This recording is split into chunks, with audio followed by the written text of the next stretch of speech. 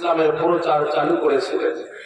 আজকে মুসলমান তাম পৃথিবীর জমিনে আজকে সমস্ত মানুষ ইসলামের আশ্রয় নিয়েছে একমাত্র ভ্রাতৃত্ব ভালোবাসার জোরে, ঠিক না বেঠিক? ইসলাম কোন ধর্ম কোনদিন মারামারি কাটাকাটি হানাহানি ইসলাম শিক্ষা দেয়নি। ইসলাম কোনদিন বদলা নিয়ে শিক্ষা দিয়েছে দেয়নি। নবী আমার কলেমা দাওয়াত দিয়েছেন, সেখানে আবু জেহেল গিয়ে বলে ভাতিজা বন্ধ করো তোমার ধর্মের প্রচার করা, বন্ধ করো। নবী আমার কোনো কথা বললেন না, কলেমা দাওয়াত দিয়ে যাচ্ছেন। আবু জেহেল রেগে লাল, সঙ্গে সঙ্গে আবু জেহেল থাকতে না পেরে রাসূল পাকের উপরে চড়াও হয়ে গিয়ে আবু জেহেল রাসূল পাকের শির মোবারকের উপরে আঘাত করে।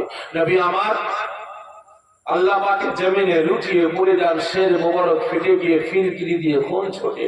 নবী আমার বাড়িতে গড়াগড়ি খাচ্ছেন, কাঁদছেন, আল্লাহ আমার আব্বা জান নাই, আমার আম্মা জান নাই, আমার ভাই বোন কেউ নাই, আমার চাচা আবু জেহেল আমাকে আঘাত করেছে। নবী আমার কাঁদতে কাঁদতে মক্কা ছেড়ে জঙ্গলের দিকে পাড়ি দিলেন।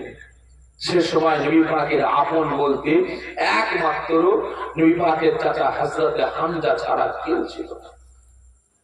হামজা ছাড়া কেউ ছিল না, ভালো করে বুঝবেন। নবী আমার যখন এই জঙ্গলে চলে যাচ্ছেন, নবী পাকের চাচা হযরতে হামজা তিনি বাড়ি ছিলেন না, তিনি জঙ্গলে শিকার করতে গিয়েছিলেন। তিনি যখন শিকার করতে যাচ্ছেন, জঙ্গলের ভিতরে প্রবেশ করছেন, তিনি দেখছেন একটা হরিণী আবু হামজার দিকে তাকিয়ে তাকিয়ে তার ভাষাতে তার কণ্ঠে গাল লাড়িয়ে লাড়িয়ে কি একটা যেন কথা বলছে, আর হরিণীর চোখ দিয়ে টপ টপ টপ টপ করে পানি টুসা পড়ছে। হযরত হামজা কিছু বুঝতে পারেন না, তীর ধনুক তাক করেছেন হরিণকে শিকার করবে, হরিণকে শিকার করবে। হরিণ তার ভাষায় কি একটা যেন কথা বলছে, হামজা বুঝতে পারছে না। তো ওই সময় হরিণ থাকতে না পেরে, আল্লাহ আমাকে হামজা মেরে ফেলবে, যদি আমি হরিণের শিকার হয়ে যাই, আমি যদি মরে যাই, তাহলে আমার দুঃখের কথাটা হামজাকে বলতে পারবো না। হরিণ ছুটতে আরম্ভ করেছে। ও আমার ভাইজানেরা, ও নবী পাকের আশিকেরা, ওই সময় বাবারা পশু হরিণী যখন নিজের জানকে বাঁচাবার জন্য যখন ছুটতে আরম্ভ করে দেয়, ওই সময় নবী পাকের চাচা হযরতে হামজা তিনি শিকার করার জন্য তীর ধনুক নিয়ে হরিণীর পিছনে ছুটতে লাগে। ওই সময় হরিণী ছুটতে ছুটতে মুখ ভরা ব্যথা, চোখ ভরা পানি নিয়ে আর বেঁকিয়ে বেঁকিয়ে তার ভাষাতে কি এমন যেন কথা বলে, হামজা বুঝতে পারে না। হামজা ছোটে, হরিণীও ছোটে, হরিণী কাঁদতে না পেরে মুখ ভরা ব্যথা, চোখ ভরা পানি নিয়ে আল্লাহ পাকের দরবারে আরজি করতে লাগে, আয় আমার রাম, আয় আমার প্রভু, আয় আমার আল্লাহ, আজকে আপনার হাবিবকে, আপনার বন্ধুকে, আপনার দোস্তকে, আখির জামানার পয়গম্বর রাহমাতুল লিল আলামিন শাফিউল মুজনিবিন আমাদের নবী মুহাম্মদুর রাসূলুল্লাহ সাল্লাল্লাহু আলাইহি ওয়াসাল্লামকে যারা দুশমন চাচা আবু জেহেল আঘাত করেছে, আমাদের নবী পাকের শির মুবারক ফেটে গিয়েছে, পিনেখান মুবারকটা লালে লাল হয়ে গিয়েছে। আমাদের নবী কাঁদতে কাঁদতে জঙ্গলের দিকে চলে গিয়েছে। আল্লাহ পাক এই সংবাদটা আমি হামজাকে শোনাতে চাই, আমার ভাষাতে বলি, হামজা বুঝতে পারে না। আল্লাহ পাক আমি আমার বসে করিনি, আপনার কাছে আরজি করছি, আপনার কাছে ফরিয়াদ করছি, আল্লাহ পাক আপনি আমার জবানটা খুলে দেন, আপনার হাবিবের পক্ষে কথা বলতে চাই, আপনার বন্ধুর পক্ষে কথা বলতে চাই, আপনার দোস্তের পক্ষে কথা বলতে চাই, আল্লাহ পাক আমাদের নবী পাকের পক্ষে কথা বলতে চাই। ওই সময় আল্লাহ রাব্বুল আলামিন আর থাকতে পারলেন না, গায়বী আওয়াজ দিয়ে মালায়েকা ফেরেশতাদের দেখাতে লাগেন, এ মালায়েকা ফেরেশতারা আকবার জমিনের দিকে তাকিয়ে দেখো, আমার পশু হরিণীটা আমি আল্লাহ পাক আমার হাবিবের পক্ষে কথা বলতে চাই, আমি আল্লাহ পাক আমার বন্ধুর পক্ষে কথা বলতে চাই। এ মালায়েকা ফেরেশতারা আমি আল্লাহ পাক এই মুহূর্তে ঘোষণা দিয়ে দিলাম, তোমরা সাক্ষ্য থাকো, সাক্ষ্য থাকো যে আমার মাখলুকাত গুলো, যে আমার বান্দা বান্দি গুলো আমি আল্লাহ পাক আমার হাবিবের পক্ষে যায়, আমার বন্ধুর পক্ষে যায়, আমার রাসূলের পক্ষে যায়, আমি আল্লাহ পাক কথা দিলাম, আমি আল্লাহ পাক স্বয়ং নিজে তার পক্ষে চলে যাই। জোরে বলবেন না সুবহানাল্লাহ। আল্লাহ পাক কি বললেন, আমি আল্লাহ কথা দিলাম, আমার মাখলুকাত শুধু না, আমি আল্লাহ কথা দিলাম যে আমার বান্দা বান্দীরা আমি আল্লাহ আমার রাসূলের পক্ষে যাই, আমার হাবিবের পক্ষে যাই, আমার দোস্তের পক্ষে যাই, আমি আল্লাহ পাক আমি স্বয়ং নিজে আমি আল্লাহ তার পক্ষে চলে যাই। আজকে আপনারা বলেন তো, আপনারা বসেছেন এখানে কার পক্ষে? আল্লাহ আল্লাহ রাসূলের পক্ষে। খারাপ মনে নেবেন না। যদি আজ আমার আপনার এই বসাটা সত্যকারে আল্লাহ আল্লাহ রাসূলের পক্ষে হতো, তাহলে বাস্তব কথা বলছি ভাই, যদি আজকে আমি আপনি মুসলমান আল্লাহ পাকের পক্ষে থাকতাম, রাসূলের পক্ষে থাকতাম, তাহলে আজকে আমার আপনার উপরে এত নির্যাতন এত জুলুম হতো? এই জোরে বলেন হতো? হতো না। কারণ বাস্তব বলছি, আমরা মুসলমান আল্লাহ পাকের পক্ষে নাই, রাসূলের পক্ষে নাই, শরীয়তের পক্ষে নাই, ইসলামের পক্ষে নাই, কোরআনের পক্ষে নাই। আজকে চারি কারণে আল্লাহ পাক বেজার হয়ে গেছেন আমার আপনার উপরে, বিভিন্ন রকমের গজব আল্লাহ পাক দিচ্ছেন। কারণ আমার আপনার স্থান কোথায়? মসজিদ না ফাংশন? মসজিদ। আমার আপনার স্থান কোথায়? মসজিদ না সিনেমা হল? মসজিদ। কিন্তু আজ আমি আপনি মুসলমান দুনিয়ার মায়া মমতায় মসজিদ ছেড়েছি, মাদ্রাসা ছেড়েছি। এখন আমার আপনার স্থান কোথায়? জুয়ার আড্ডাখানা, তাড়ির আড্ডাখানা, ঠিক না বেটি? ফাংশন, মেলা, সিনেমা, আজকে দুনিয়া দুনিয়া করে নিয়েছে। আজকে আল্লাহ পাক আমাকে আপনাকে সতর্ক করার জন্য একের পর এক গজব দিয়েছেন। আইলা, লাইলা, ফণি, বুলবুল, ঠিক না বেটি? বান্দা সতর্ক হওয়া। যেমন কোন ছাদে কোন বাচ্চা ছেলেরা যখন উঠলো, আপনিও উঠেছেন, বাচ্চাকে নিয়ে খেলতে একটু ঘুরতে উঠে ছাদে, গরমের সময় তো, সন্ধ্যার পরে এরা ছাদে গিয়ে বসে, ছেলেকে বারবার বলছেন আব্বা ছাদে ধারে যাবি, ওদিকে যাবেন, আর ছেলে ওদিকে বারবার যাচ্ছে। একবার সতর্ক করলেন, দুবার করবেন, তিনবার করবেন, তারপরে কি করবেন? কি করবেন? থাপ্পড় মারবেন না? কারা মনে নেবেন না?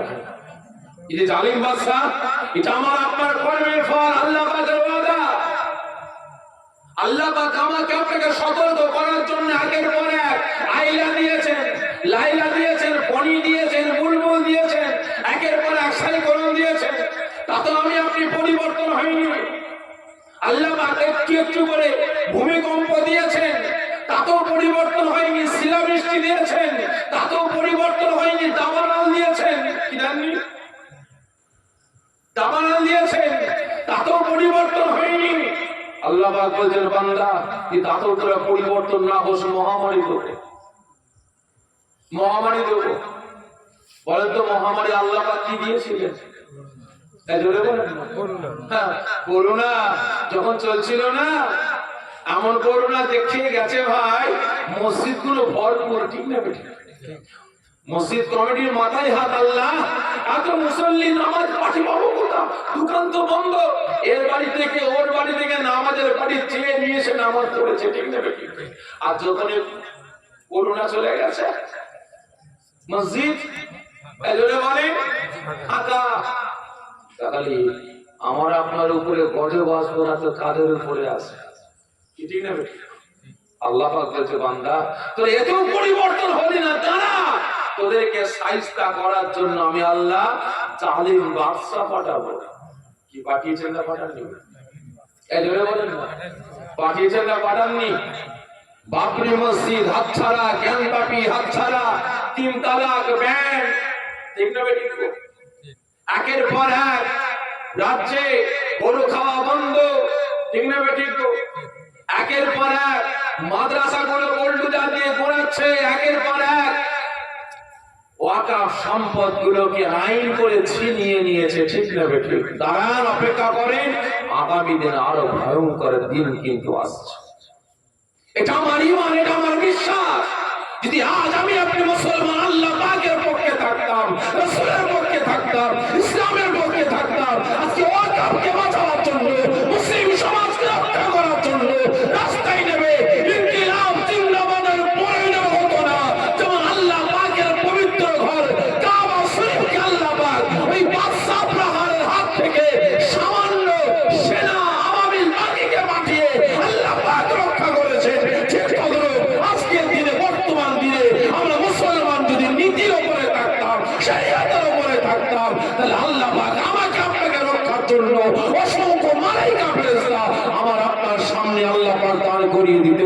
বেটা? আমি আপনি তো নীতির উপরে নাই, আল্লাহ পাকের পক্ষে নাই, রাসূলের পক্ষে নাই, ইসলামের পক্ষে নাই। আজকে আছি দুনিয়ার পক্ষে, দুনিয়াদারির পক্ষে। আগে লক্ষ্য করুন, দেখেন না 500 টাকা দেবে, 1000 টাকা দেবে, কি 300 টাকা দেবে, এই রহমতুল্লাহ, আব্দুল খালেক, আব্দুল জব্বার, রায়হান সব আসবি, ব্যাস 300 টাকা 500 টাকা পাবে, হাতে ঝান্ডা নিয়ে ইনকিলাব জিন্দাবাদ করতে করতে রাস্তা দিয়ে হেঁটে হেঁটে যাচ্ছে। নির্লজ্জ বিহায়া মুসলমান, পাশে মসজিদ জামাত শুরু হয়ে গেছে, একবার ঝান্ডাটা রেখে দিয়ে মসজিদে গিয়ে নামাজটা পড়ার সময় নাই। ঠিক না বেটা? খারাপ লাগছে আমার কথা আপনাদের? ভালো করে বুঝবে, পাশে মসজিদে নামাজে গেলাম না, আজান হচ্ছে বুড়া গোল দেখালাম, নামাজ হচ্ছে বুড়া গোল দেখালাম, দেখিয়ে চলে গেলাম মানুষের দাসত্ব করতে, মানুষের গোলামতি করতে। আমরা তো মানুষের গোলামতিটাই পছন্দ করেছি, কি ঠিক না বেটা?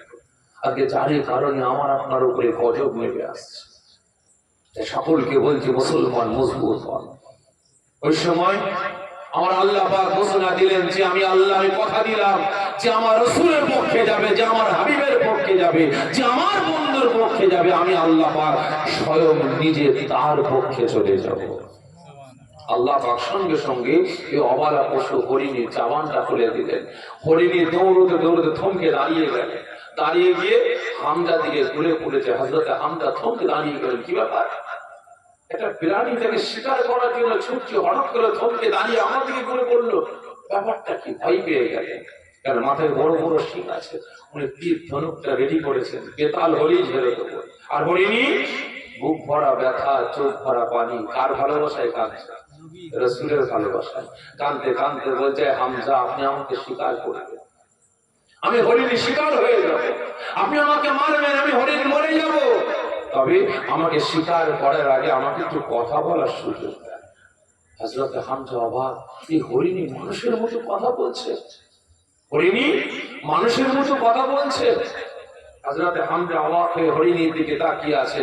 হরিণী কাঁদতে কাঁদতে বলে, এ হামজা, আমার রাসূলের চাচা, আমার নবীর চাচা, আল্লাহ পাকের হাবিবের চাচা, আল্লাহ পাকের বন্ধুর চাচা হামজা, আপনি আমাকে স্বীকার করবেন, তবে শুনুন, আপনি জানেন না আপনি স্বীকার করতে এসেছেন, আপনার দুশমন ভাই আবু জেহেল আপনার ভাতিজা মুহাম্মদকে আঘাত করেছে, আমাদের নবী পাককে আঘাত করেছে। আজকে তেনার আব্বা জান নাই, আম্মা জান নাই, তেনাকে মায়া মমতা ভালোবাসা দিয়ে বুকে টানার মতো কেউ নাই।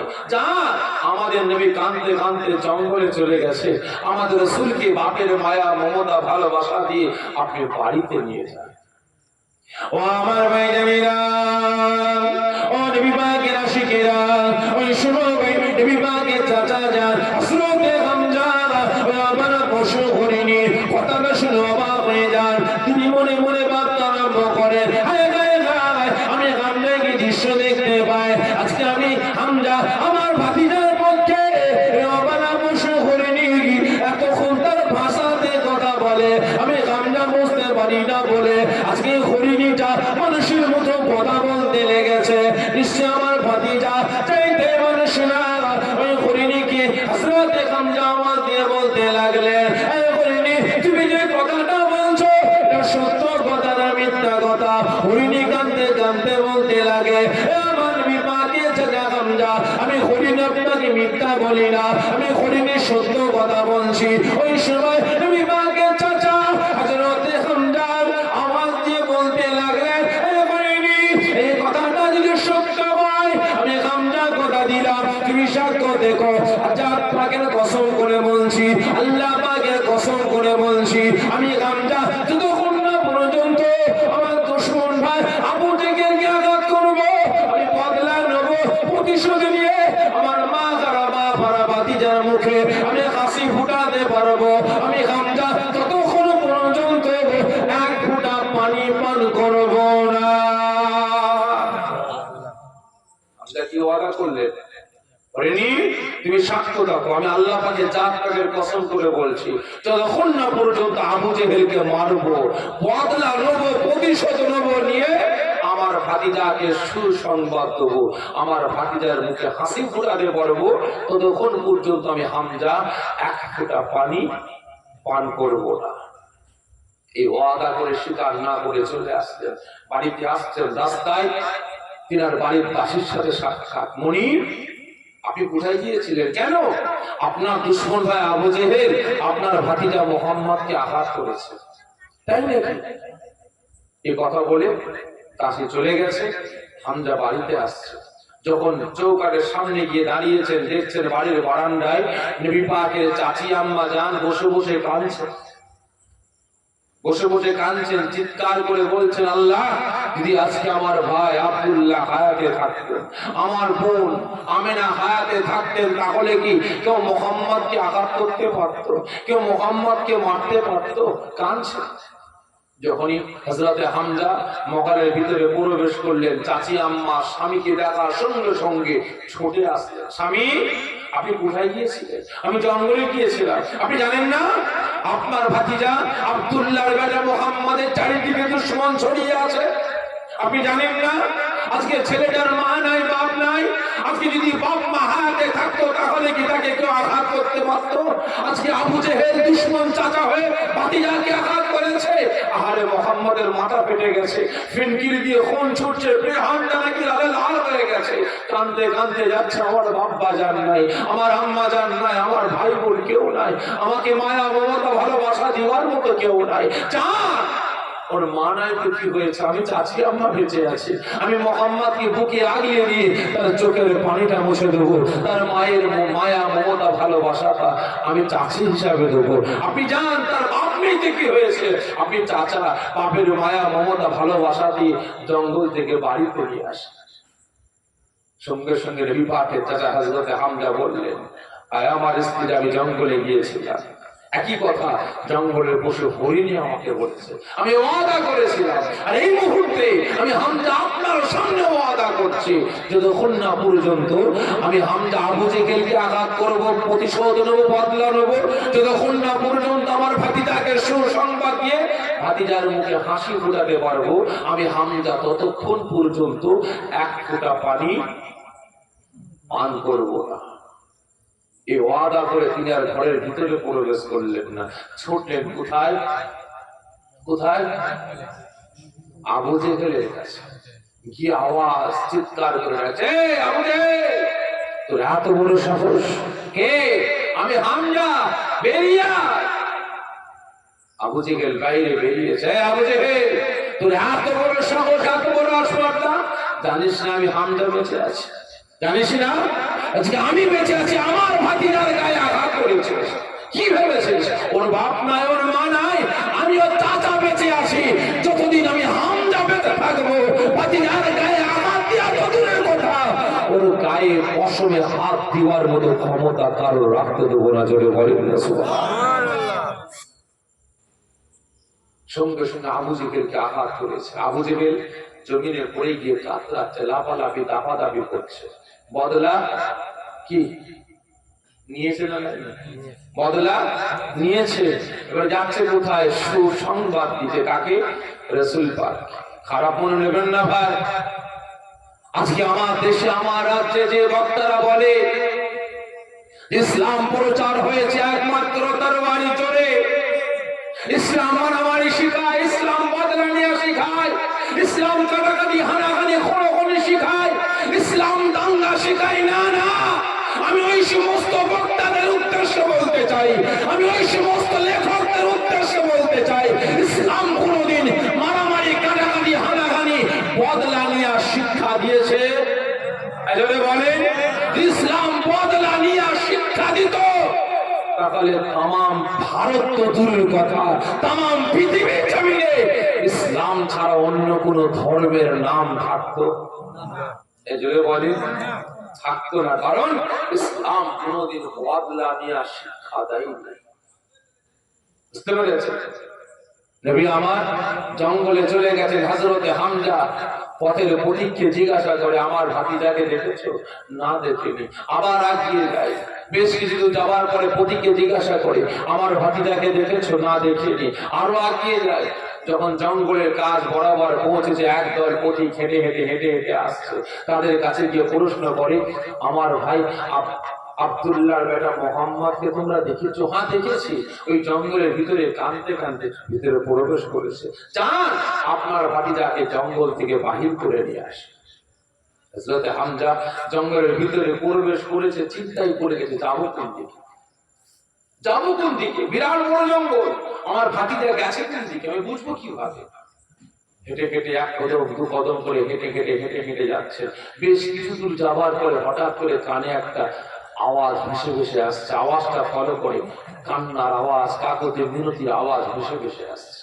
ও আমার ভাইজানেরা, ও নবী পাকের আশিকেরা, হযরত হামজা যখন থমকে দাঁড়িয়ে গেলেন, তার কানে আওয়াজ ভেসে ভেসে আসে, আয় আমার আল্লাহ, আয় আমার রব, আমার প্রভু, ওরা আমাকে আঘাত করেছে বলে ওদের উপরে বেজার হয়ে যাবেন না, ওদের উপরে নারাজ হয়ে যাবেন না।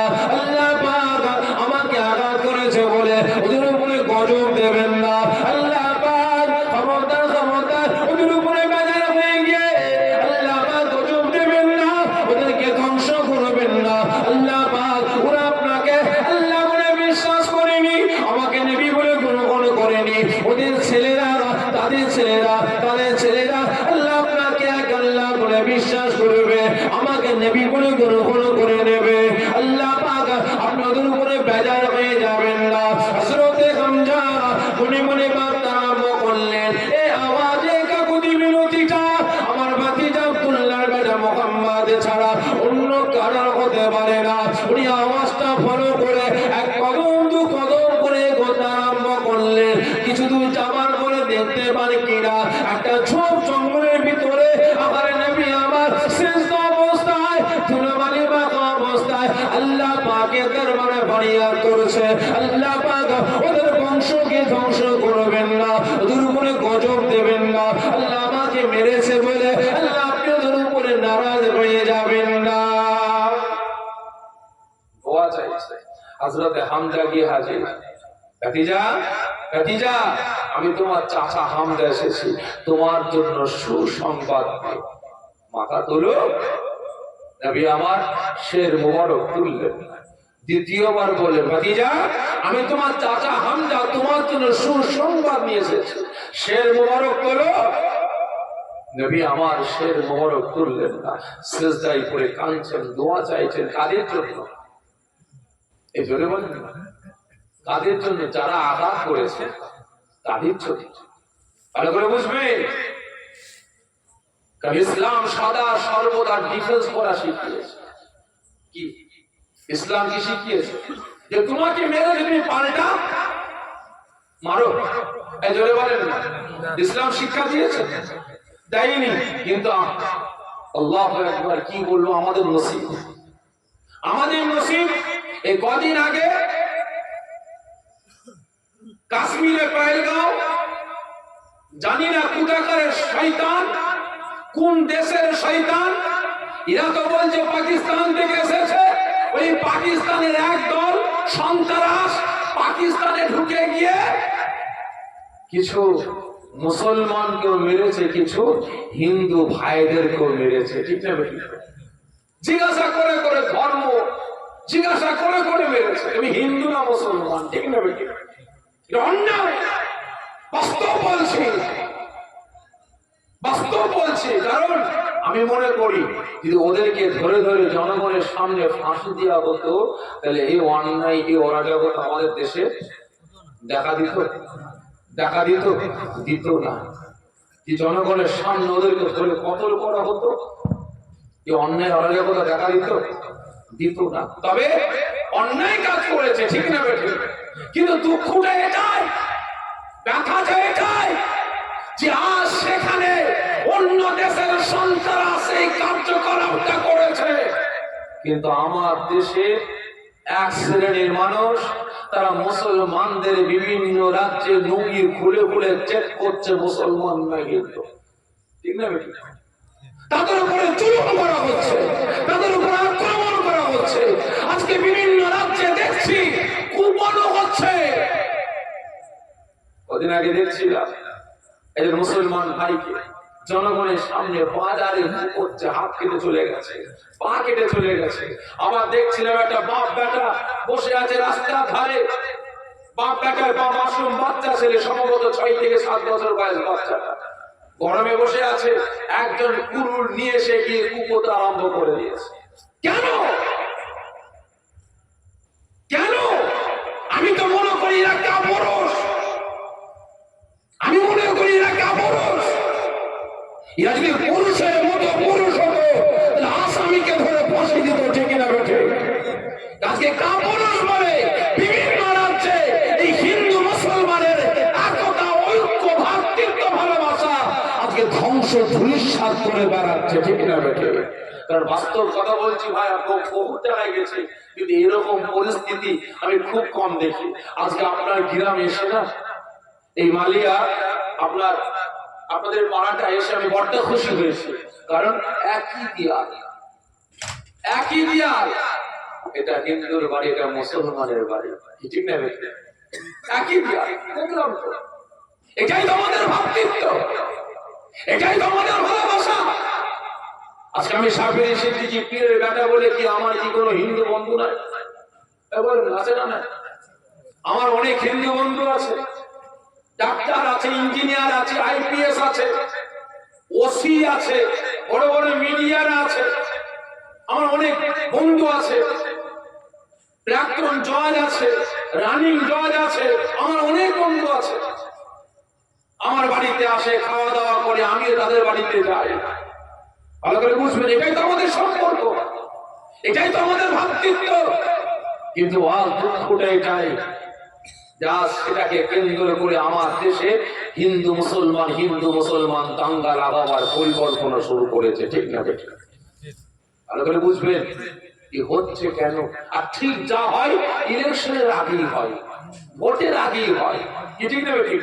এর আগে পুলওয়ামা কি হলো, 40 জন আমার দেশের সেনা, যারা আমার দেশকে রক্ষা করে, যাদের জন্য আমরা আরামে ঘুমাতে পারি, আরামে চলাফেরা করতে পারি, যাদের জন্য আজকে আমরা স্বাধীন দেশে বসবাস করতে পারি, ঠিক না? ঠিক। আজকে সেই সেনাগুলো 40 জন সেনাকে শহীদ করেছে। কারা করেছে? কিভাবে করেছে? কোথাকার আসামি করেছে? ধরা পড়েছে?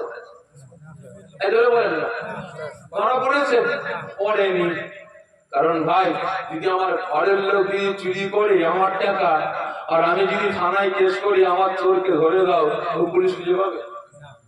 বলেন না, খারাপ মনে নেবেন না। আমার তো মনে হয় যেন পুলওয়ামা কেসটা 40 জন সেনা যেমন বিচার পায়নি, আর আজও পর্যন্ত আমার যে 26 জন আমার হিন্দু ভাই, আমার মুসলমান ভাইরা শহীদ হয়েছে আপনার পহেলগাঁও কাশ্মীরে, আমার তো মনে হয় এরাও বিচার পাবে না। কারণ ঘর মে আগ লাগ গই, ঘর কি চিরাগ সে। কারণ আজ থেকে পিছিয়ে যান 20 বছর, আজ থেকে পিছিয়ে যান 15 বছর আগেকার কথা বলছি, আজ থেকে 20 বছরে পিছিয়ে যান, তখন লাঠিয়াল বাহিনী ছিল না? ছিল না? হারমাত বাহিনী ছিল না? ছিল না? কারা ছিল বলেন তো? হারমাত বাহিনী, লাঠিয়াল বাহিনী কারা ছিল? গরিব শ্রেণীর মানুষ, ঠিক না? প্রসঙ্গ আসলে বলে বলছি, অসুবিধা নেই তো আপনাদের। কারা ছিল? গরিব শ্রেণীর মানুষ, যারা মজদুর, যারা খেতে খায়, যারা ফেরি করে বেড়ায়, সেই সব শ্রেণীর মানুষগুলো লাঠিয়াল বাহিনী হয়েছিল, তারাই ছিল আপনার হারমাত বাহিনী। কিন্তু বর্তমান দিনে মানুষ এখন নিজের পায়ে নিজের স্বয়ংসম্পূর্ণ হয়েছে, কেউ হাতে লাঠি নিতে চাই না, হারমাত বাহিনীর খাতায় নাম লিখাতে চাই না, লাঠিয়াল বাহিনীর খাতা নাম লিখাতে চাই না। আমি মাথায় ঘাম পায়ে ফেলে আমি ইনকাম করি, আমি স্বয়ংসম্পূর্ণ আছি, আমি আজকে অমুক দলের জন্য, অমুক পার্টির জন্য, অমুক গোষ্ঠীর জন্য হাতে বোম নিয়ে মারামারি করবো, ভাড়ামারি করবো, গ্রামে দ্বন্দ্ব করবো, এই আমার আর পছন্দ নাই। মানুষ যখন হাতে বোম নিতে চাইছে না, পিস্তল নিতে চাইছে না, হিন্দু মুসলমান যখন কাঁধে কাঁধ, হাতে হাত মিলিয়ে চলতে চাইছে, ভালোবাসা ভ্রাতৃত্ব রক্ষা করে চলতে চাইছে, হিন্দু ভাইয়েরা বলছে মুসলমান ভাইদের সাথে আমরা সম্পর্ক রাখবো, মুসলমান ভাইয়েরা বলছে আমরা হিন্দু ভাইদের সাথে সম্পর্ক রাখবো, কাঁধে কাঁধ, হাতে হাত মিলিয়ে চলাফেরা করবো এ দেশে রাজ্যে। এরা দেশে তো তাহলে কি হবে? আমাদের গদি বাঁচানো কঠিন, আমাদের গদি বাঁচানো কঠিন। মারামারি করবে কে? ঝান্ডা ধরবে কে? হিংসা ছড়াবে কে? এখন কি করা যায়? এখন ধর্মে ধর্মে লাগিয়ে দাও, ঠিক নেবে? ধর্মে ধর্মে লাগিয়ে দাও। একই দলের দুটো নেতা মুসলমান পাড়ায় গিয়ে বলছে, হ্যাঁ তোমাদের গরু খাওয়া বন্ধ করে দিচ্ছে, আমাকে ভোটটা দাও, আমি জিততে বললে তোমাদের গরু খাওয়ার ব্যবস্থা করে দেবো। আর ওই দলের আর একজন নেতা হিন্দু ভাইদের কাছে গিয়ে বলছে, দেখেছ গরুগুলোকে ধরছে জমাই করে খাচ্ছে, আমাকে ভোটটা দাও, আমি যদি জিততে পারি তোমাদের গরু খাওয়া, ওদের গরু খাওয়া বন্ধ করে দেবো, ঠিক না? ভালো করে বুঝবেন, আজকে হিন্দু মুসলমান ধর্ম নিয়ে রাজনীতি শুরু করে দিয়েছে। কিন্তু আজকে দুঃখটা এটাই যে আমরা দেশের জনগণ, আমরা এতটাই ভেড়া, আজকে আমাদের চোখের সামনে জিনিসের দাম কোন আকাশ ছুঁতে আরম্ভ করেছে। চাল, প্রত্যেকটা কুইন্টালে চালের দাম বাড়িয়েছে 900 থেকে 1000 টাকা, এই কদিনে বেড়ে গেছে। প্রত্যেকটা ওষুধ, এতগুলো মানুষ এখানে বসে আছে, একজন বলতে পারেন যে আমার ওষুধ লাগে না? কারো গ্যাসের ওষুধ, কারো যন্ত্রণার ওষুধ, বিভিন্ন রকমের ওষুধ লাগে, ঠিক না বেটি? কারো কাশির ওষুধ, কারো সর্দির ওষুধ, বিভিন্ন রকমের ওষুধ। তাহলে প্রত্যেকটা 15 দিন 20 দিন অন্তর অন্তর ওষুধের 10% করে দাম বাড়াতে লেগেছে। গ্যাসের দাম আগুন, তেলের দাম আগুন, প্রত্যেকটা জিনিসের দাম বেড়ে যাচ্ছে। এদিকে আমাদের মাথা ব্যথা নাই, আমরা খাবো কি এ নিয়ে আমাদের চিন্তা নাই। আমরা হিন্দু মুসলমান মসজিদ আর মন্দির নিয়ে ব্যস্ত আছি, ঠিক না বেটি? সকলের দিকে দৃষ্টি আকর্ষণ করে বলবো, আমার কথা বিভিন্ন ধর্মের ভাইদের কাছে কানে যাচ্ছে, এখনো সময় আছে, সচেতন হন, সতর্ক হন, সাবধান হন। আসুন, আজকে যারা আমাকে আপনাকে নিয়ে ছেলে খারাপ করে বেড়াচ্ছে, যারা হিন্দু মুসলমানের একতা, ঐক্য, ভ্রাতৃত্ব, ভালোবাসা নষ্ট করেছে, হিন্দু মুসলমানের মধ্যে অশান্তি লাগিয়ে দিয়ে নিজেদের পকেট পুরি করে বেড়াচ্ছে, এখনো সময় আছে, তাদের বিরুদ্ধে কাঁধে কাঁধ, হাতে হাত মিলিয়ে গর্জে ওঠার সময় আছে, ঠিক না বেটি? যদি আমরা গর্জে উঠতে না পারি, তাহলে আগামী দিন কিন্তু দেরি হয়ে যাবে। আর দেরি হয়ে গেলে তখন আমার দেশ বিদেশিদের হাতে বিক্রি হয়ে যাবে। বুঝতে পেরেছেন? ভালো করে বুঝবেন। নবী আমার সেজদায় কাঁদছেন, হযরতে হামজা চিৎকার করে বলে, ভাতিজা, ভাতিজা। তৃতীয়বার বলছেন, ভাতিজা তুমি যদি শের মোবারক না করো, তোমার মাথা না করো, তাহলে আমি হামজা, আমি অনাহারে মারা পড়ে যাব, আমি হামজা শেষ হয়ে যাব। নবী আমার শের মোবারক করলেন, চাচা যান, কি সুসংবাদ, কেন আপনি বললেন আমি অনাহারে মারা পড়ে যাব, শেষ হয়ে যাব? ও আমার ভাই জানিরা, ও নবী পাকের আশিকেরা, ওই সময় নবী পাকের চাচা যান হযরতে হামজা ওই সময় ফরমাতে আরম্ভ করলেন, ওই আমার ভাতিজা মুহাম্মদ, আমি জঙ্গলে গিয়েছিলাম, আমার দুশমন ভাই আবু জেহেল, তোমার দুশমন চাচা আবু জেহেল তোমাকে আঘাত করেছে, এই সংবাদটা আমাকে জঙ্গলের পশু হরিণে শুনিয়েছে। আমি বাড়িতে আসলাম, তোমার চাচি আম্মা আমাকে জানিয়েছে, আমি হামজা ওই সময় ওয়াদা করলাম, আল্লাহ পাকের সাক্ষ্য রেখে আমি ওয়াদা করে বললাম, যতক্ষণ না পর্যন্ত আমার ভাতিজা মুহাম্মদের দুশমন আবু জেহেলকে আঘাত করব, আমি বদলা নেব, আমি প্রতিশোধ নিয়ে আমার ভাতিজা মুহাম্মদের মুখে আমি হামজা হাসি ফোটাতে পারবো, ততক্ষণ পর্যন্ত আমি হামজা আমি পানি পান করব না। আমার ভাতিজা, আমি তোমার চাচা হামজা, তোমার দুশমন চাচা আবু জেহেলকে আঘাত করেছি, আবু জেহেল জমিনে পড়ে গিয়ে কাতলা মাছের মতো কাতরাচ্ছে, ছটকা ছটকি করেছে, আমি প্রতিশোধ নিয়েছি, তোমাকে সুসংবাদটা দিলাম, ভাতিজা তুমি একটু খুশি হয়ে যাও। বললেন, ভাতিজা তুমি একটু খুশি হয়ে যাও। এই কথা শোনার সঙ্গে সঙ্গে নবী আমার খুশি হওয়া দরকার, তো এই জন্য বলে, আজকে আপনার গ্রামে জলসা এসেছি, এখানে 2-1 হয়তো আমার সঙ্গে বিয়া দেবী করলো, পরে চলে গেলাম, সকালবেলায় গ্রাম থেকে 20 জন গিয়ে আছে, কি ব্যাপার হঠাৎ করে সকালে এখানে কেন? তাতে তো দেখা হলো গ্রামে, ভাইজান এই যারা বিয়া দেবী করেছিল না, হাল্লো টাইপ করে দিয়ে এসছি, আপনার নাম ভুলিয়ে দিচ্ছি, তার মানে মাথা ফাটা ফাটিয়ে দিয়ে প্রতিশোধ নিয়ে এসছি ভাই, তাই না? বিরিয়ানি নিয়ে আয়, মিষ্টি নিয়ে আয়, ঠান্ডা নিয়ে আয়, কি করবো না করবো না, বিরাট ব্যাপার, প্রতিশোধ নিয়ে এসছি। পাকের খুশি হওয়া দরকার তো। নবী পাক খুশি হলেন না, চিৎ মেরে ঝরে কেঁদে উঠলেন। হযরত হামজা অবাক, চুপ করলেন, কি ব্যাপার দাদিজা? তোমার তো হাসি, তোমার খুশি হওয়া দরকার, তোমার তো হাসা দরকার, তুমি কাঁদছো কেন?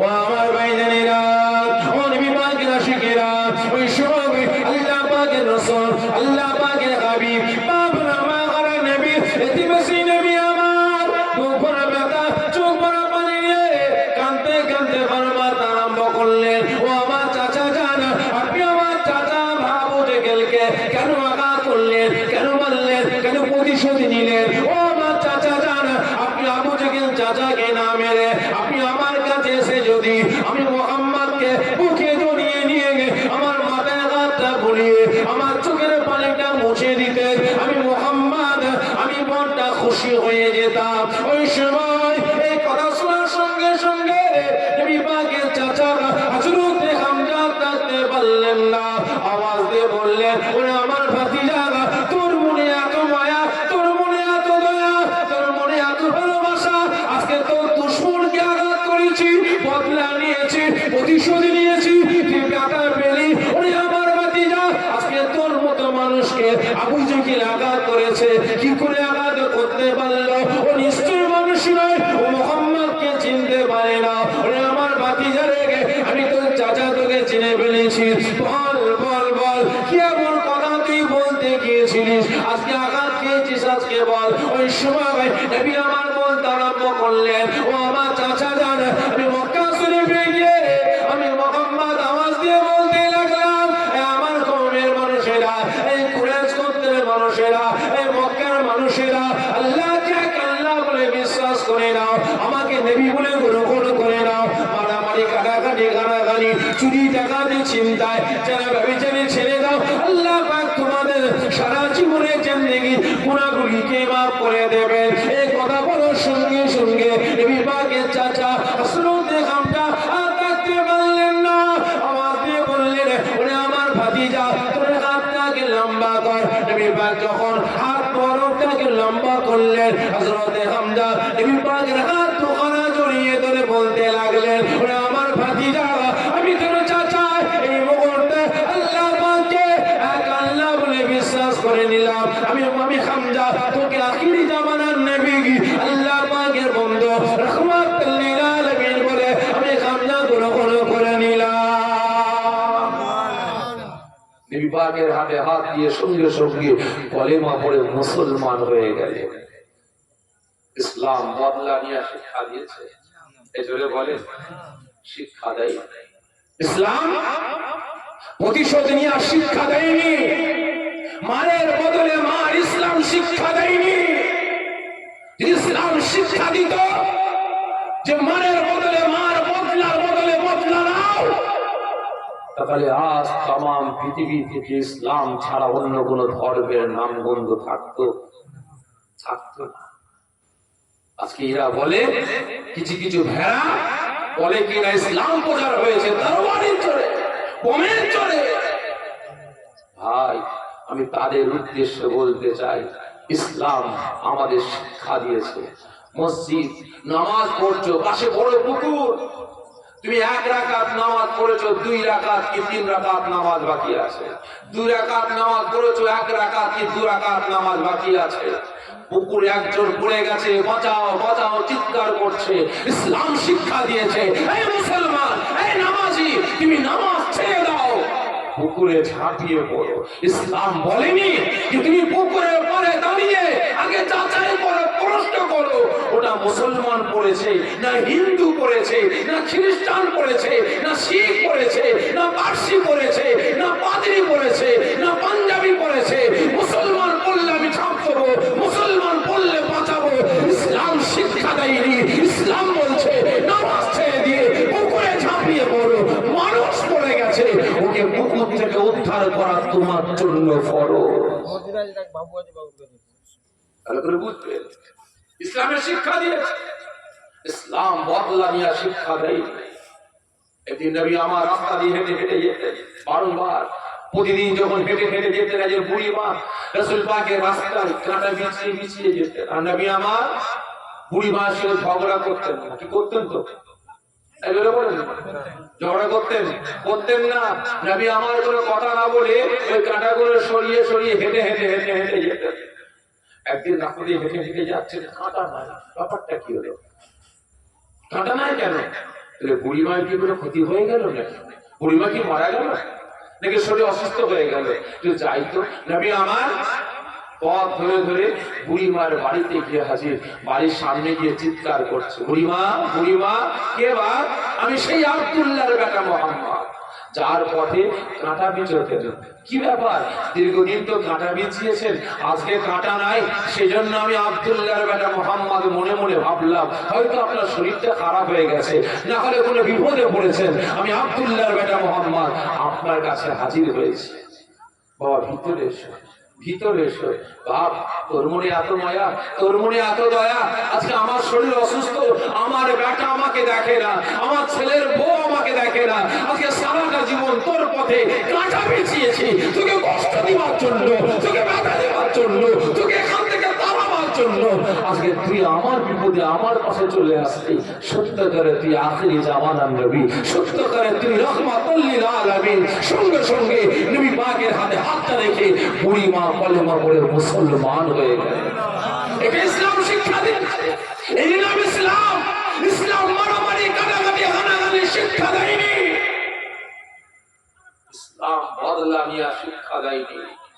ইসলাম বদলা নিয়ে শিক্ষা দিত না, তাহলে হিন্দুস্তান জমিনটা ভাই, এই হিন্দুস্তানের জমিন থেকে অন্য অন্য দেশের কথা বাদ দিলাম, এই হিন্দুস্তানের জমিন, এই দেশকে নিয়ে আমরা গর্ব করছি। আজকে দেশে হিন্দু মুসলমান প্রত্যেকটা ধর্মের মানুষের একতা, ঐক্য, ভাতৃত্ব, ভালোবাসা নষ্ট করার চক্রান্ত করছে, হিন্দু রাষ্ট্র ঘোষণা করার চিন্তা ভাবনা করছে। আমি তাদের উদ্দেশ্যে বলছি, তাই যদি হতো না, খাজা গরিবে নওয়াজ এই হিন্দুস্তানের মসনাদে বসে তিনি বাদশাহী করতেন, ঠিক না? বুঝবে পৃথ্বীরাজের শরীর অসুস্থ, অনেক বড় বিরাট বড় ঘটনা, আপনারা সবই জানেন। খাজা গরিবে নওয়াজ হুজুরকে সাহিত্য করার জন্য, শেষ করার জন্য, এই হিন্দুস্তানের জমিন থেকে তাড়াবার জন্য সে সময়কারের বাদশা পৃথ্বীরাজ কম অত্যাচার জুলুম করেনি, কম নির্যাতন চালায়নি। মুসলমানদের এক ঘরে করার জন্য মুসলমানদের খেতে দেওয়া হবে না। আজকে কিছু কিছু ব্যবসায়ীরা শুরু করেছে, সোশ্যাল মিডিয়ায় দেখছি তো, মুসলমানদের দোকানে মাল কিনা বন্ধ করো। কি বলছে না বলেন? মুসলমানদের দোকানে যাবে না, হিন্দু দোকানে কিনবে, মুসলমানদের এক ঘরে করে দাও। এই মাথা মোটা, তোরা পাখির গোশ খাস, সারাদিনে তোদের বাড়িতে পাখির গোশ রান্না হয়, আর এই মুসলমানদের বাড়িতে সারাদিনে 1.5 কেজি 2 কেজি করে গরু গোশত হয়, ঠিক না? হয় না? আমি কম করে ধরলাম 1 কিলো গরু গোশত রান্না করতে কত গ্রাম সরষের তেল লাগে বলেন? ভালো করে পাকিয়ে খেতে আমি আরো কম করলাম 100 গ্রাম। এমনি অন্য অন্য তরকারি রান্না করতে বলেন 10 গ্রাম 20 গ্রাম লাগে। তাহলে মোটামুটি এক একটা মুসলমানের বাড়িতে রান্না করতে সকালে, দুপুরে এবং রাতে টোটাল প্রায় 4 থেকে 500 গ্রাম সরষের তেল লাগে, ঠিক না? বেটি ভালো করে বুঝবেন। তারপরে তো অনেক কিছু রয়েছে সরঞ্জাম রান্না। তাহলে ভাই যদি আমাদের দোকানে যদি তোমরা না আসো, আমাদের কি কম পড়ে যাবে? জোরে বলেন না, কিছু ক্ষতি হবে? ক্ষতি হবে না, কারণ আমরা একটা মাস যদি না খেয়ে রোজা রেখে থাকতে পারি, ইনশাআল্লাহ আমরা 365 দিন না খেয়ে থাকতে পারবো। অভ্যাস অন্য কারোর থাকুক চাই নাই, যতটুকু আমরা মুসলমান আমাদের আছে। ভালো করে বুঝবেন। আজকে ভেড়া করে বলছে মুসলমানদের দোকানে যাবে না, মুসলমান আসলে এই করবে ওই করবে। ভাই, এই নির্যাতন খাজা গরিবে নওয়াজ হুজুরের আমলে কিন্তু হয়েছিল। মুসলমানদের জন্য খাজা গরিবে নওয়াজ হুজুর একটা বাবুর্চিখানা করেছিল, সেখানে সমস্ত মুসলমান খাওয়া দাওয়া করতেন। তা পৃথ্বীরাজ মুসলমানদের সাহায্য করার জন্য টোটাল বাজারে ঘোষণা করে দিল, যে জিনিসটার দাম 1 টাকা মুসলমান আসলে সেটা যেন 100 টাকা বলা হয়। 1 টাকার মাল মুসলমানদের জন্য 100 টাকা। বাবুর্চিরা তাদের বস্তা নিয়ে বাজার করতে গেছেন, হাতে ব্যাগ নিয়ে বাজার করতে গেছেন, পাশে কিনছে 1 টাকা, আর যখন মুসলমান দাম জিজ্ঞাসা করছে কত দাম, 100 টাকা। বাজার না করে চলে আসলেন কোথায়, খাজা গরিবে নওয়াজ হুজুরের দরবারে।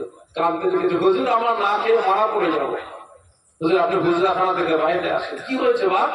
হুজুর অন্য অন্য ধর্মের মানুষেরা মাল কিনছে 1 টাকা করে, আর আমরা 1 টাকার মাল কিনতে যাচ্ছি, আমাদের বলছে 100 টাকা। হুজুর আমরা খাবো কি করে, আমরা খাবো কি করে, বাঁচবো কিভাবে?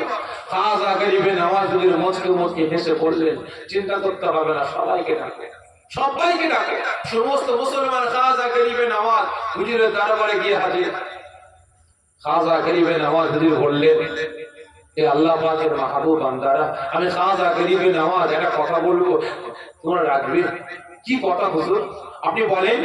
যে কথাটা বলবো তো রাখতে পারো, আল্লাহ পাক তোমাদের উপর খুশি হয়ে যাবে, আল্লাহ পাক তোমাদের উপর রাজি হয়ে যাবে, আল্লাহ পাকের খাস রহমত বর্ষণ হবে। হুজুর কি কথা? বাপ, একজনের খাবারটা তোমরা দুজন মিলে ভাগ করে খেতে পারবে। একজনের খাবার তোমরা দুজনে মিলে ভাগ করে খেতে পারবে। কেন হুজুর একটু বলেন? বাবা, একজনের খাদ্যটা তোমরা দুজনে মিলে খাবে।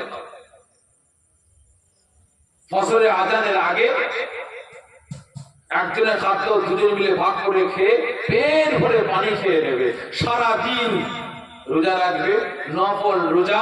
আর একজনের খাদ্যটাকেও আবার দুজনে মিলে ভাগ করে ইফতার হিসাবে খাবে। এই নফল রোজা যদি তোমরা রাখতে পারো, আল্লাহ পাক তোমাদের উপরে খুশি হয়ে যাবে। মুসলমান এই কথা শোনার সঙ্গে সঙ্গে বিকট আওয়াজ দিয়ে চিৎকার করে একসাথে বলেছিল, খাজা গরিবে নওয়াজ হুজুর, আমরা একজনের খাদ্যটা দুজন মিলে না, আমরা 4 জন 5 জন 6 জন মিলে আমরা একসাথে খেয়ে আমরা সারাটা দিন নফল রোজা রাখার জন্য তৈরি আছি। জোরে বলবেন না?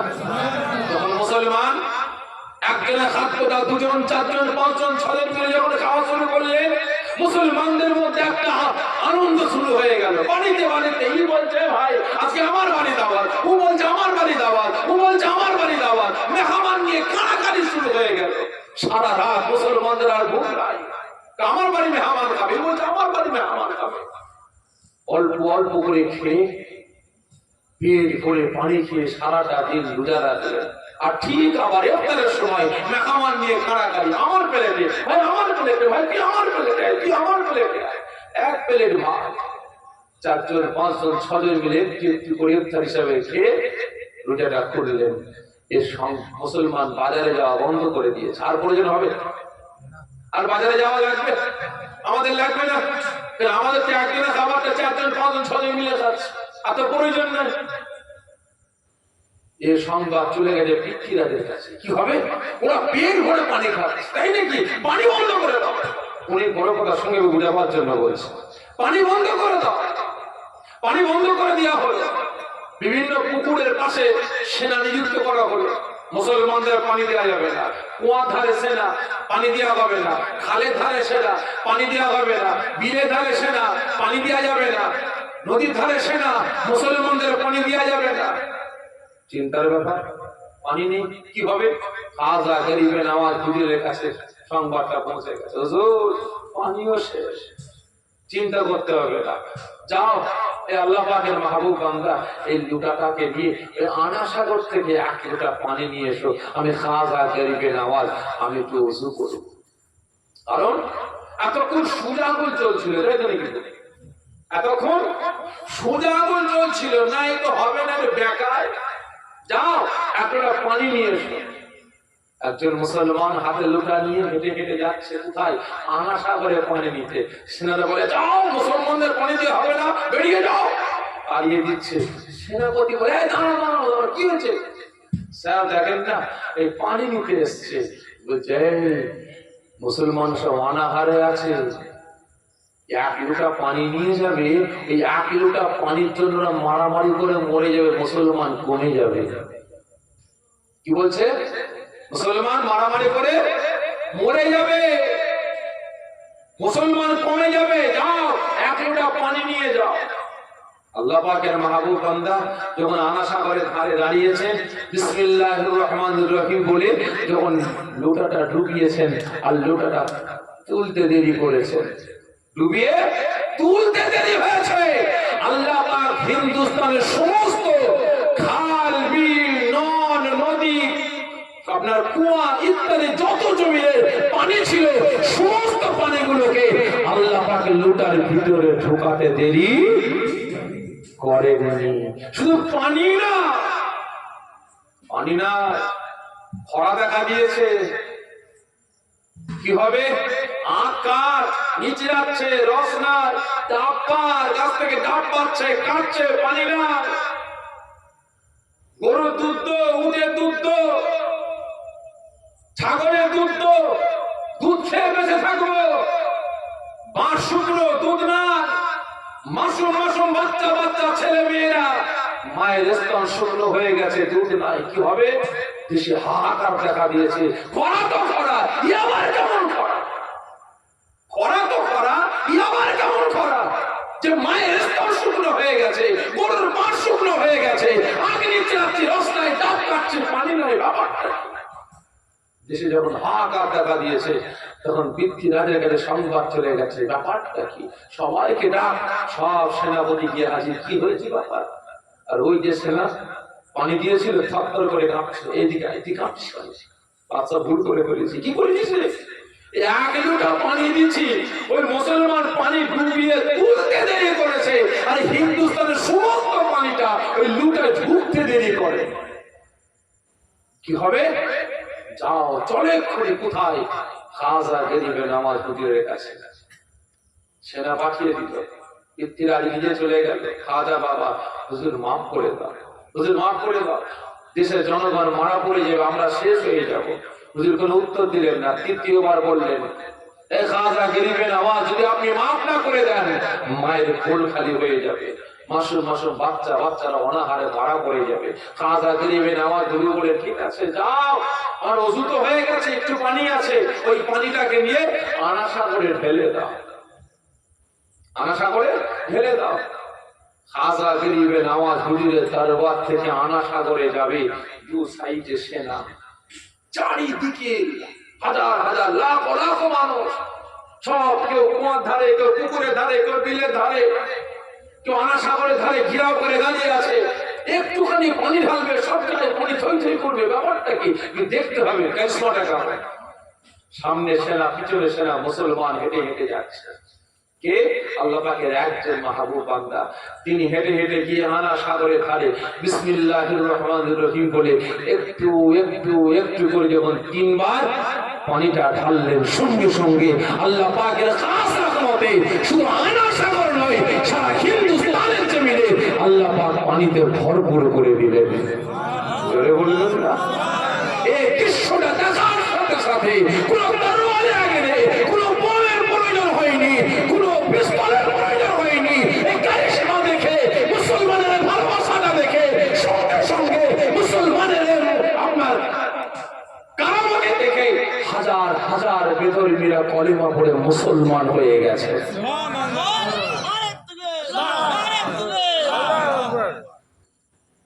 একদিন না, দুদিন না, এভাবে চলতে চলতে এই মুসলমান আমাদের দেশ থেকে সব খাজা গরিবে নামাজ হুজুরের দলে চলে যাচ্ছে। এটা তাড়াতে হবে। যত সেনা আছে দেখো, খাজা গরিবে নামাজের সঙ্গে মুসলমানদের সঙ্গে আমাদের লড়াই করতে হবে, জিহাদ করতে হবে। কে বলছে? পৃথ্বীরাজ। লড়াই করতে হবে। সারা হিন্দুস্তানের সেনা একত্রিত করেছে, বিভিন্ন দেশ থেকে সেনা নিয়ে এসে একত্রিত করা হয়েছে। খাজা গরিবে নামাজ হুজুরের বিরুদ্ধে লড়াই করবে, মুসলমানদের বিরুদ্ধে লড়াই করবে। আর বাস্তব কথা বলছে, আমরা মুসলমান যদি আমাদের ইমানি পাওয়ারটা ঠিক রাখতে পারি, আমাদের বোমের প্রয়োজন নেই, আমাদের পিস্তলের প্রয়োজন নাই। যখন সেনা একত্রিত করছে, হঠাৎ করে খাজা গরিবে নামাজ হুজুর এখানে সংবাদটা পৌঁছে গেছে। হুজুর, আল্লাহ পাকের কাছে হাত তুলে, আল্লাহ এই পৃথ্বীরাজ তো বাড়াবাড়ি করছে, আল্লাহ একটু আপনি বিচারটা করেন, একটু আপনি বিচারটা করেন, শুধু একটুকু কথা। আল্লাহ বিচার কি দিলেন? একটা রোগ দিয়ে দিলেন। পৃথ্বীরাজের রোগ দিলেন। আস্তে আস্তে পায়ের তলা থেকে অবাস হতে হতে হতে হতে হতে হতে গলা পর্যন্ত হাত পা সব অবাস হয়ে গেছে, উঠতে পারে না, উঠতে পারে না। আবার একটা কিতাবে পাওয়া যায় কুষ্ঠ রোগ দেখা দিয়েছে, কোন কবিরাজ কোন ডাক্তার সারাতে পারে না। কি হবে? আমার এরকম হলো কেন? যুদ্ধ বন্ধ হয়ে গেছে। বাচ্চা যদি মৃত্যুর বিছানায় সজ্জিত থাকে যুদ্ধ করবে কি হবে? চলো, ও বড় বড় কবিরাজরা বলে একমাত্র অভিশাপ লেগে গেছে খাজা গরিবের আওয়াজে। যদি বাঁচাতে পারে এই খাজা গরিবের আওয়াজ বাঁচাতে পারবে। আপনি চান তার কাছে ক্ষমা চান। পৃথ্বীরাজ কি হাজির, খাজা গরিবের আওয়াজ, আমি ভুল করে ফেলেছি, আপনি আমাকে মাফ করে দেন। বুঝির কোনো কথা বললেন না। দ্বিতীয়বার বললেন খাজা গরিবের আওয়াজ, আপনি আমাকে মাফ করে দেন, না হলে আমি মারা পড়ে যাবো। বুঝির কোনো উত্তর দিলেন না। তৃতীয়বার বলতে লাগে খাজা গরিবের আওয়াজ, আমি পৃথ্বীরাজ যদি মরে যাই তাহলে মাসনাদটা পাবে কে? আমি পৃথ্বীরাজ, আমি বাঁচতে চাই, আমার মাসনাদের প্রয়োজন নাই, আমার গদির প্রয়োজন নাই। আমি পৃথ্বীরাজ এই মুহূর্তে আপনার নামে হিন্দুস্তানটাকে লিখে দিলাম, আমি বাঁচতে চাই, আপনি আমাকে ক্ষমা করে দেন। জোরে বলুন না সুবহানাল্লাহ। একদম দলিলের সই পর্যন্ত করে খাজা গরিবের আওয়াজ হুজুর হাতে তুলে দেওয়া হলো। টোটাল হিন্দুস্তানটাকে খাজা গরিবের আওয়াজ হুজুর হাতে লিখে দেওয়া হলো। খাজা গরিবের আওয়াজ হুজুর ওটাকে ছিঁড়ে ফেলে দিলেন। এই পৃথ্বীরাজ, আমি খাজা গরিবের আওয়াজ, আমার গদির প্রয়োজন নাই। আমি এখানে গদির লোভে আসিনি, আমি একমাত্র এসেছি এখানে আল্লাহ পাকের বান্দা বান্দীদেরকে জাহান্নামের আগুন থেকে বাঁচিয়ে জান্নাতে নিয়ে যাওয়ার জন্য। তুমি তোমার গদি সামলাও, আমাকে আমার কাজ করতে দাও, আমাকে বাধা দিও না। জোরে বলেন না সুবহানাল্লাহ। ভাই সকলের কাছে অনুরোধ করছি, এখনো সময় আছে, এখনো সময় আছে। যদি আমরা মুসলমান নীতির উপরে মজবুত থাকি না, আল্লাহ পাকের হুকুম মেনে চলি, রাসূলের সুন্নাত অনুযায়ী চলি, শরীয়তের আইন কানুন বিধান মেনে চলি, হারাম হালাল পাক না পাক জায়েজ না জায়েজ যদি বেঁচে চলি, বাস্তব কথা বলছি, রাস্তায় নেবে ইনকিলাব জিন্দাবাদ করার প্রয়োজন আমাদের নাই। মুসলিম সমাজকে বাঁচানোর জন্য স্বয়ং আমার আল্লাহ পাক অসংখ্য মালায়েকা ফেরেশতা নামিয়ে দিয়ে মুসলিম সমাজকে আল্লাহ পাক হিফাজত করবেন। ঠিক না বেঠিক? তবে আমাদেরকে মজবুত হতে হবে, বুঝতে পেরেছেন? আমাদের ইমানের পাওয়ার ঠিক করতে হবে। সকলের কাছে অনুরোধ করব, এখনো সময় আছে। মুসলমান ৫ ওয়াক্ত নামাজ পড়ে, রমজান মাসে রোজা রাখেন, শরীয়তের আইন কানুন বিধান মেনে চলেন, আর হারাম হালাল পাক না পাক জায়েজ না জায়েজ বেঁচে চলে। এটুকু কাজ পারবো তো? সকলে মিলে বলছেন তো? ঠিক বলছেন? ইনশাআল্লাহ আল্লাহ পাক আমাকে আপনাকে সকলকে নামাজি, রোজাদার, ঈমানদার, মুত্তাকি, সালেহ করেন। সকলে জুড়ে বলুন আল্লাহুম্মা আমিন, জুড়ে বলুন আল্লাহুম্মা আমিন। আসেন আমরা সকলে দাঁড়িয়ে রাসূল সাল্লাল্লাহু আলাইহি ওয়াসাল্লাম হুজুরের দরবারে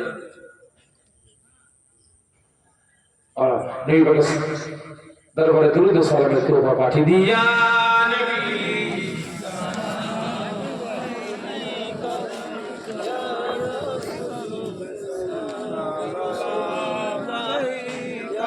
আগে দিয়ে আসে।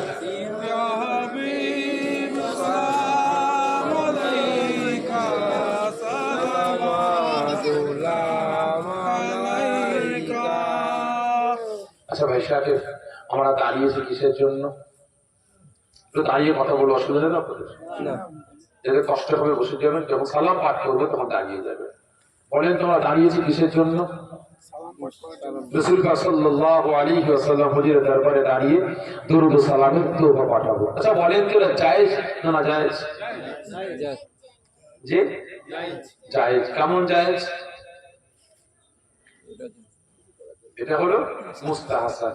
আপনি দাঁড়িয়ে, চেয়ারে বসে, চাকরিগুলোয় বসে, শুয়ে যেমন খুশি করতে পারেন, তবে দাঁড়ালে যাবে না। তবে হ্যাঁ, এই দাঁড়ানোকে কেন্দ্র করে আমরা মুসলমান আমাদের সমাজে 2-3টে দল তৈরি হয়েছে।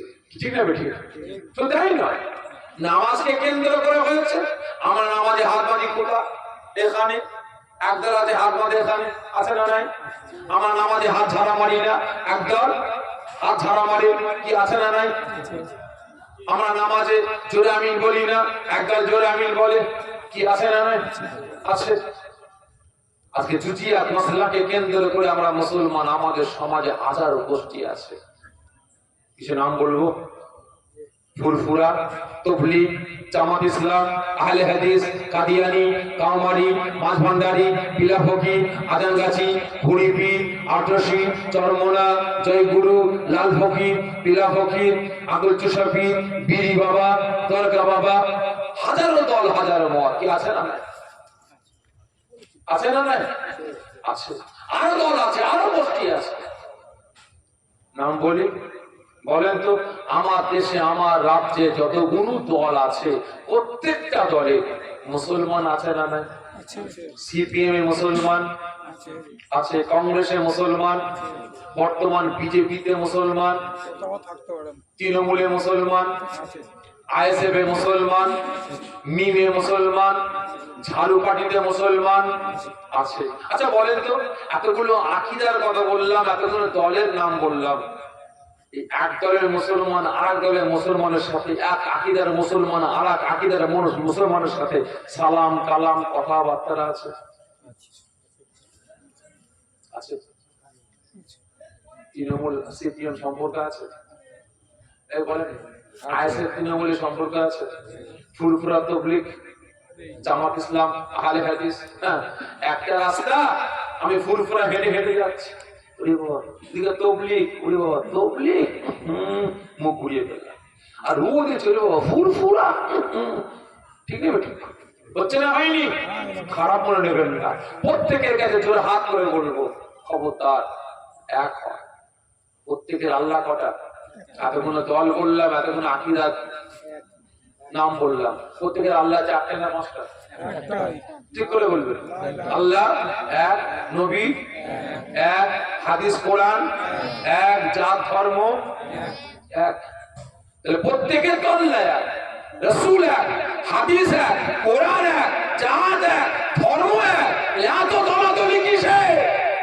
প্রত্যেকের কাছে অনুরোধ করে বলবো, প্রত্যেকের হাতে ধরে পায়ে হাত দিয়ে বলবো, মুসলমান আপনি, আমি এখানে হাত বাঁধি, বাঁধতে দেন, আপনি এখানে বাঁধেন, বাঁধকে দেন, আমার দেখার দরকার নাই, আমার দেখার দরকার নাই।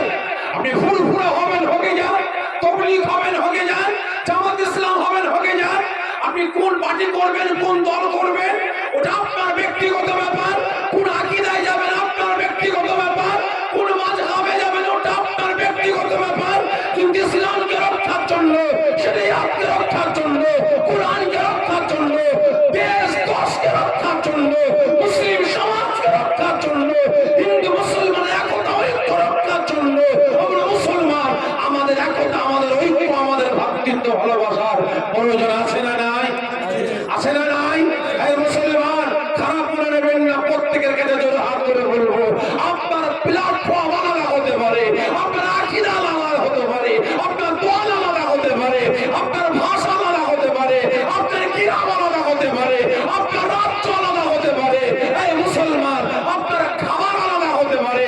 ইসলামের জন্য, শরীয়তের জন্য, কোরআনের জন্য, মুসলিম সমাজের জন্য আমাদের আওয়াজটা এক করা দরকার আছে না নাই? আছে না নাই?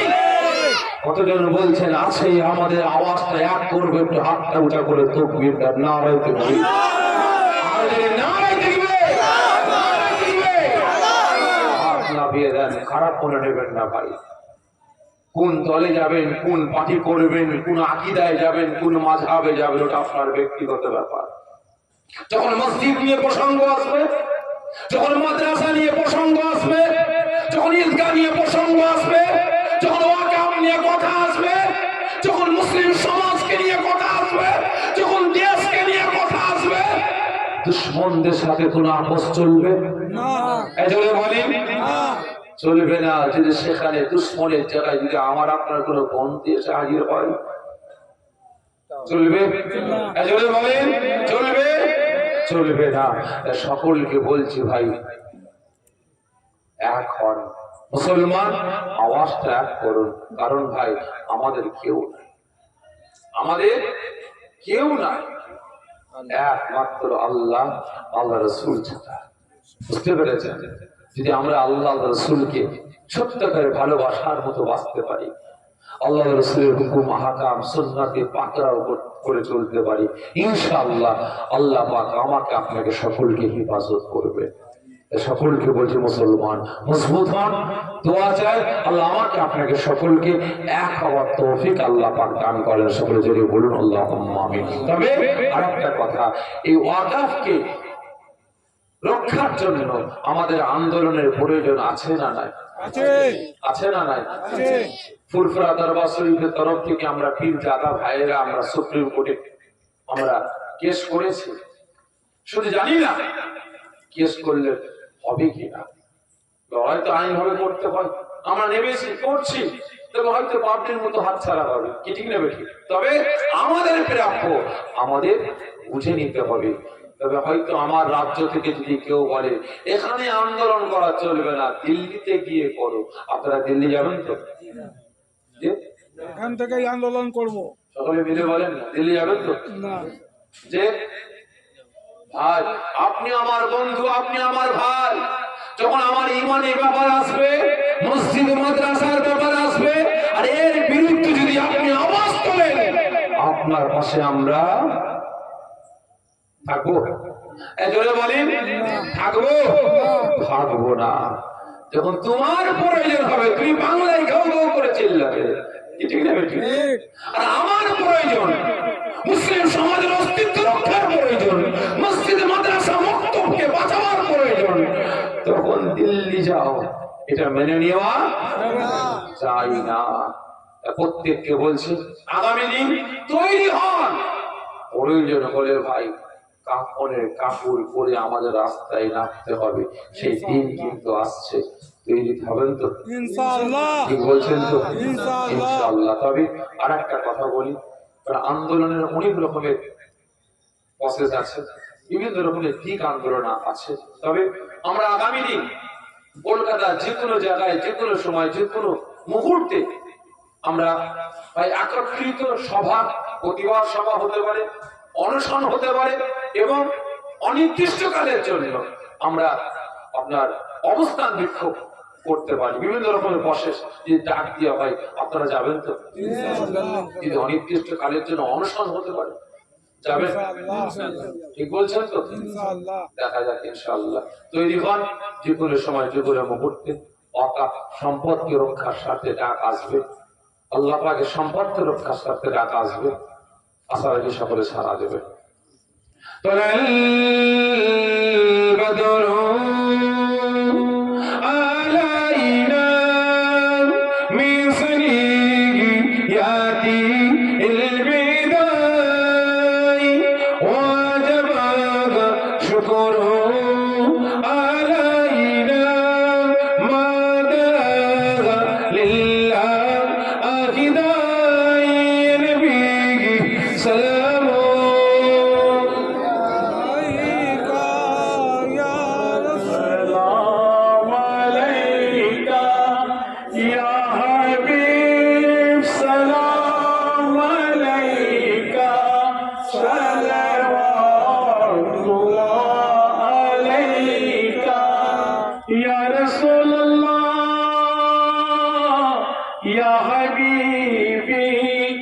जाकनी के वक्त आना चेहरे अनवर दिखाना कलमे तैयबा पाना हम सब कोई माफे उठाना या नबी सलाम अलैका या रसूल सलाम अलैका या हबीब सलाम अलैका सलवातुल्लाह अलैका या रसूलल्लाह या हबीबी मेरे मुस्तफा हम तुम्हारे हैं तुम हमारे हो, हम तुम्हारे हैं तुम हमारे हो, तुझे करबला का वास्ता लुटकार परवा का सलाम लो या नबी सलाम अलैका या रसूल सलाम अलैका या हबीब सलाम अलैका सलावतुल्लाह अलैका أنت شمس أنت بدر أنت نور فوق نوري أنت إكسير أغالي أنت مصباح صدوري يا نبي سلام عليك يا رسول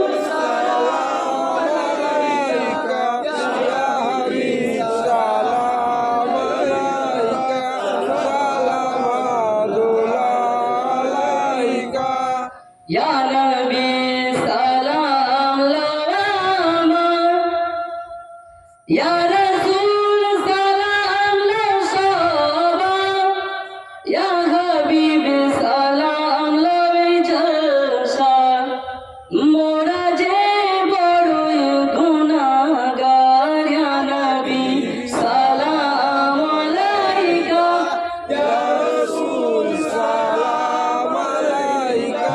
ইয়া হাবিব সালাম আলাইকা সালাওয়াতুল্লাহ আলাইকা ইয়া রাব্বি সাল্লি বালাগাল উলা বিকামাল كسبت حجاب جماله حسنت جميع كتاره صلوا عليه عليه कोई कैसे समझ पाई गर तू बासा